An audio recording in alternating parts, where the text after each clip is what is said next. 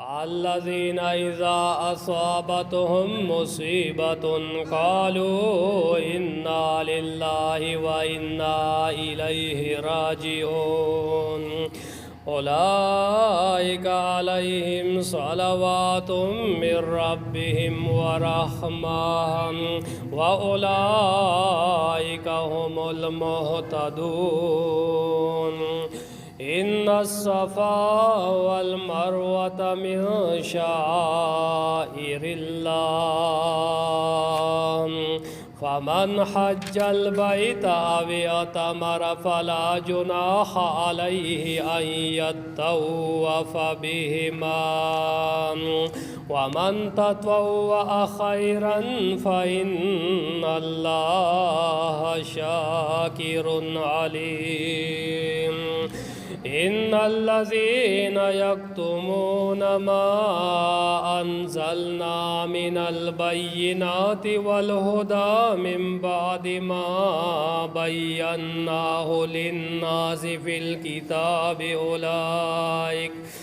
أولئك يلعنهم الله ويلعنهم اللاعنون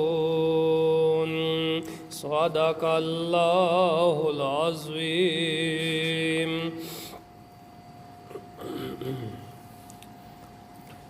اللہ جل جلالہ د خپل آزمائش بارک او فرمایل چې تاسو باندې بزه خامخا آزمائشونه وکړم د یری آزمائش د لوګي آزمائش د فقیری آزمائش د مالداری آزمائش د مرګونو د مرزونو د آفتونو آزمائش بیا الله جل جلاله فرمایل چې زیر ورکا صبر کوونکو تا بیا الله جل جلاله د صبر کوونکو صفت بیانوي الذين اذا اصابتهم مصیبت آغا صبر کونکی چی ورسیگی آغوی تا مصیبت والا ورسیدلو آبای چی دینو درزو خوڑلو آو دا آبای زوی وفات شو صدمه والا ورسیدلا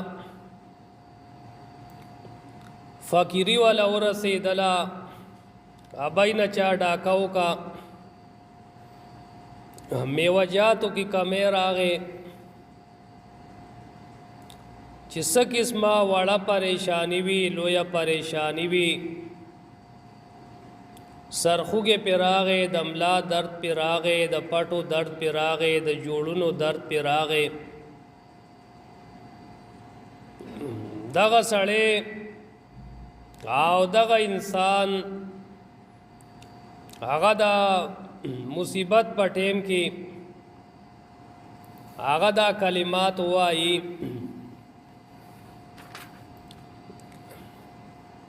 انا لله و انا الیه راجعون مصیبت ولا رسیدل او دا کلمات ورد شروع کو انا لله و انا الیه راجعون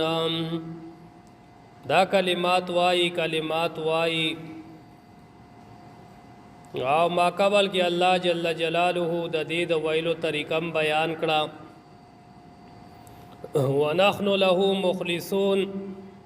مونږ دې الله د پاره اخلاص کوونکی یو سړی په اخلاص سره دا کلمه وایي او 500 ځلی تقریبا درځي وایي 314 ځلی وایي اللہ جل جلالہ بداغ بندہ مرض ختم کی دغار عمر مصیبت کپی پروت وی اغبت اللہ لری کړي صدمه ورته رسیدلی وی صدمه بت اللہ لری کی فقیری ورته رسیدلی وی فقیری بت نه اللہ لری کړي مرض ورته رسیدلې مرض بت اللہ لری کړي نو دا کلمات الله جل جلاله د مصیبت په وخت کې تعلیم را لېږلې دي چې د مصیبت په وخت کې دا کلمات وایي تاسو نه به الله جل جلاله هغه مصیبت سپک کی یو خدا سي چې په یو سړی ډیر په ځان باندې ډیر زیات ظلم کړی نو هغه خو بیل شی دی او کدا برابر سړی وی لکه الله پاک فرمای ومن یتق الله یجعل له مخرجا هغه څوک چې ویریدلو د الله نه نو راوبه باسي الله پاک هغه د پاره د وتلو لاره یو سړی راغی نو ښځې له درې سل طلاق ورکړي دي نو ابن عباس رضی الله تعالی عنہ توای چې الله پاک خو فرمای ابن عباس رضی الله تعالی عنہ نے تپوس کړو چې سل طلاق می ورکړي ما د پاره څه صورت ته ابن عباس رضی الله تعالی عنہ ورته وای چې بس خزه د جدا ده باینه ده سو پوری چې هغه بل سره وعده نی کړي هغه ول طلاق نی ور کړي هغه ستا خزه کې دې نشي اوس نو دا سړی وای چې الله پاک کلام کې فرمایي چې و من یتق الله یجعل له مخرجا څوک چې د الله نو یریږي هغه د پاره الله پاک لار راوباسي نو ابن عباس رضی الله تعالی عنہ ورته وای کدا الله نه یریدلې وي دور ظلم باندې نه کولو یو طلاق باندې ور کړو دو باندې ور کړی نو تا پورا سل طلاق ورکل نو ستا خو هیڅ جوړ نه کیږي نو که یو سړی په ځان باندې ظلم کړی وي مرض تکلیف ورته رسېدلی وي او چې برابر الله پاک ته متوجی شي دا کلمه وای د دې ورت شروع کی الله تینا مرض خفغان به لري کی هغه فقیری به تینا لري کی او مصیبت به ولا کم کی الذین اذا اصابتهم مصیبت هغه کسان چې هغه وخت کې چې ورسیږي هغوی ته مصیبت قالوا انا لله وانا الیه راجعون وای دوی چې بشک مونږه الله د پاره یو مونږه الله پاک ته رجوع کوونکیو الله پاک ته چې سړی کامل رجوع کړي الله پاک ته رجوع کولو مطلب دا دی چې په دنیا کې په ذکر او په مراقبه سره الله پاک ته سړی رجوع وکړي سعید ابن جبیر رضی الله تعالی عنہ نے روایت ته چې دی امت ته د مصیبت په وخت کې چې کم شی ورکړي شوی دی نو آغا یو امت ته هم نه دی ورکړی شوی دی امت چې د مصیبت په وخت کې کم کلمات ورکړی شوی دي بل چاله آغا نه دی ورکړی شوی او کچر یو کس دا ورکړی شوی نو یعقوب علیه السلام ته به ورکړی شوی وی آیات ناوری د یعقوب علیه السلام وینا چې کلا یوسف علیه السلام رک شو نو وی ویلا یا اسف علی یوسف اے افسوس دیوی زما پا یوسف علیہ السلام باندې و یوسف علیہ السلام باندې زما افسوس وی نو حدیث شریف کے راضی مصیبت اس مصیبت ستویل شین وی ہر انسان مصیبت آغا شید چې انسان تورسیږي او دې په خپشي انسان چې په کم کار باندې خپه شي بس هغه مصیبت ته وای د نبی علیه السلام دا پړه مبارکه اوشلی دلا نو انا لله و انا الیه راجعون هو الی صحابه وی چې آیا دا مصیبت ته دا الله پیغمبر نبی علیه السلام فرمایله چې کم شی مومن بد غنی آغا مصیبت ته ابو هريره رضی الله تعالی عنہ نے روایت ته وای دا الله پیغمبر او فرمایل چې د یو سړی د پانی تسما اوشلیږي نو دې انا لله و انا الیه راجعون هوای زکه چې دا د مصیبت رسیدلې ده الذین اذا اصابتهم مصیبت هغه کسان هغه وخت کې چې ورسیږي هغوی ته مصیبت قالوا انا لله لله وإنا إليه راجعون وای دوی بشک مونږه الله د پاره یو او بشک مونږه الله پاک طرف ته رجوع کوونکیو اولئک علیهم صلوات من ربهم ورحمه دغه کسان پاغوی باندې رحمتونه دي او بخششونه دي علیهم صلوات من ربهم پاغوی باندې بخششونه دي د جانب د رب دا غوینا ورحمت او رحمت داغی مصیبت د وجه ولا الله جل جلاله گناهونه ولا معاف کی او یو سړی له مصیبت ورسیږي نو الله جل جلاله باغی باندې سړی ته آزمائش کوي چې دې ما طرف ته راضي او کنه راضي لکه الله جل جلاله فرمائی وما ارسلنا فی قریة من نبی الا اخذنا اهلها بالبأساء والضراء لعلهم یتضرعون او ندی لیگلی مونږه په یو کلی کې ندی لیگلی مونږه په یو کلی کې پیغمبر مگر نسلی دی مونږه اهل داغي په مصیبتونو سره دې د پاره چې اغوی الله پاک ته عاجزی وکي نو مصیبت دې د پاره راضی چې هغه سړی الله ته عاجزی وکي او سړی باندې مصیبت راغی نو دې پوښي چې الله ما ته پیغام راولي ګلو چې ما طرف ته خیال وکا او ما طرف ته رجوع کا او ما طرف ته پامو کا بغاوت پریک دا نو که یو سړی د الله نه بغاوت پریک دی او الله پاک ته رجوع کی نو دا د پاره رحمت ته اولئک علیہم دغه کسان پاغوی باندې صلوات من ربهم بخششون دی د جانب د رب د غوینا ورحمت او رحمت و اولئک هم المهتدون او دغه کسان دوی هدایت مندون کی دی دا هدایت مندون کی خلق دیا د معاذ ابن جبل رضی الله تعالی عنہ یو زوی وفات شوی دا الله پیغمبر ورته تعزیت د پاره یو کتاب ولیکلو چې وی الله د نواغستلو په ډیر زیات اجر سرا او په ډیر زیات مغفرتونو او رحمتونو او په هدایت سره کچریتا پکې د ثواب نیت وکړو مصیبت کې د ثواب نیت وکړو نو دغه خلقو د الله جل جلاله درې انعامات ذکر کړل صلوات من ربهم بخششنا گناهونه به ول الله پاک معاف کی دیم رحمت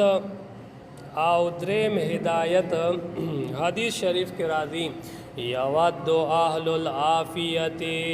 یوم القیامت حين یؤتى اهل البلاء الثواب لو ان جلودهم كانت قرزت في الدنيا بالمقاريض او د روغ بدنونو والا عافیت والا بخوخوي چې نو ورته په مال کې مصیبت رسیدلې وي او نو ورته په بدن کې مصیبت رسیدلې وي او نو ورته په اولاد کې مصیبت رسیدلې وي هغه بخوخوي د قیامت پر ورځ باندې چې سټه مصیبتونو والا ته اجر او ثواب ورکول شي نو دای بوای چې کاش په دنیا کې زمونږه سرمنې پکینچیانو کټ کول شوي هغه اجر او ثواب چې ویني حدیث شریف کې راځي چې نشته یو مسلمان چې ورسیږي هغه ته ستړیواله او غم او خفګان او پریشانی او تکلیف تر دې پوری ک پخپا کی یو ازغه لاړې مگر الله جل جلاله داغي په وجه باندې داغه خطاګان داغه معاف کوي حدیث شریف کی راضی ام سلمہ رضی اللہ تعالی عنہا نے روایت دی وی ما دا اللہ پیغمبر نو واوریدل چې فرمایلی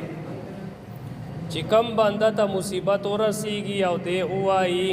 انا لله و انا الیه راجعون اللهم اجرنی فی مصیبتی واخلف لی خیرا منها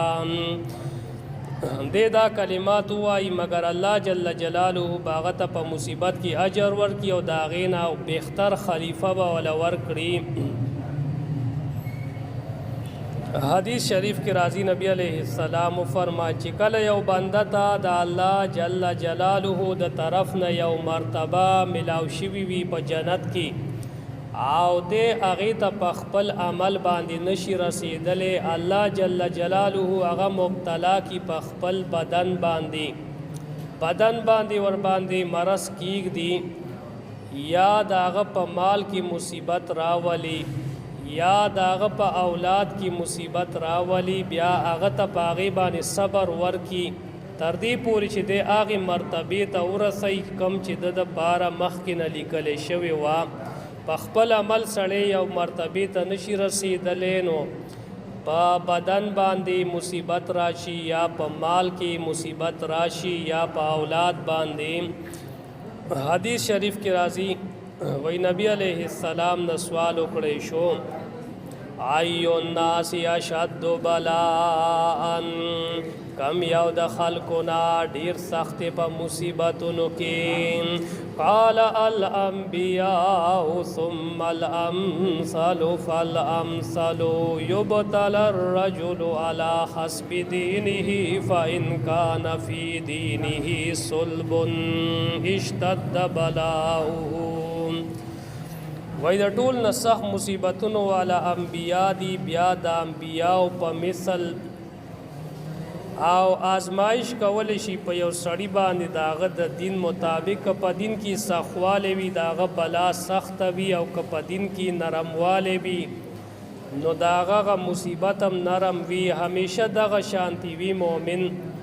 چې پزماکه باندې بیا ګرځي او یو ګناه هم پاتې نه وي. مومن سړی دا گناهونه دنیا کې کړي وي په دې دنیا کې تنه پاتې شي د مصیبتونو د وجې د خفګانونو د وجې د پریشانو د وجې د مرضونو د وجې ان الصفا والمروه من شعائر الله. نو بعض ټیم کې یو انسان ته مصیبت راشي انسان بد ګڼي و هغې کې والا الله جل جلاله خیر اچولی وي لکه الله جل جلاله فرمایي وعسى ان تحب وعسى ان تكرهوا شيئا وهو خير لكم او قریب دام چې تاسو بد ګڼئ یو شی او دا غوره وي تاسو دپاره دا تاسو دپاره غوره وي. یو سړی ته یو شی بد لګي مرض یو انسان ته بد لګي خو قریبه ده چې دا د پاره غوره وي. فقیری یو سړی ته بد لګي خو قریبه ده چې دا د پاره غوره وي. پریشانی یو سړی ته ناخوښه وي خو قریبه ده چې دا د پاره بهتر وي. لکه یو پیغمبر وی په لاره تېرېدلو ماشومانو په اوبو کې لامبله یو ګډ دی نو هغه غاړه باندې ناست دی او ماشومانو ته ګوري را ګوري لامبلی نشي شل ګډ دی لامبلی نشي اوبو ته نشي کوزېدلی نو پیغمبر وایي چې دا یا الله پاکه دا بنده ولې ایثار شوی دی دیم روغ که چې د ماشومانو سره لوبې کوي نو وایي زه ته وایي روغ به کړمه نو چې ګوډه روغ شوی دی ور ټوپ کړی دی او بوله او چې کم یو ماشوم رانیسي نو اوبو کې وله سر ښکته کوي او د پاسه پې کیني او هغه چغې وباسي او خوړ خوړ کوي او چې هغه ترېنه خلاص شي نو بل ماشوم را کابو کي د هغه سټ په اوبو کې ور ښکته کي او د پاسه پې کیني هغه چغې وباسي ټول میدان په لړزان کو نو پیغمبر وایي چې یا الله هر یو کار دی د حکمت نه ډک دی هر یو کار کې ستا حکمت دی اگر که خلق پې نه پوهیږي خو انسان د پاره تعلیم د صبر دی. یو سړی مثلا یو سړی غریب دی بس وای پدې کې بدا الله خیر وی یو سړی اولاد نشته دی څنګه چې لکه دی آیت کې دی یا مړ شي یا رشتنه نو بس هغه دی بیا نور هرست نه کوي هغه دی دا وای چې پدې کې به خیر وی او دا کلمات دی وای کې دی شي الله فضل او کرم وکړي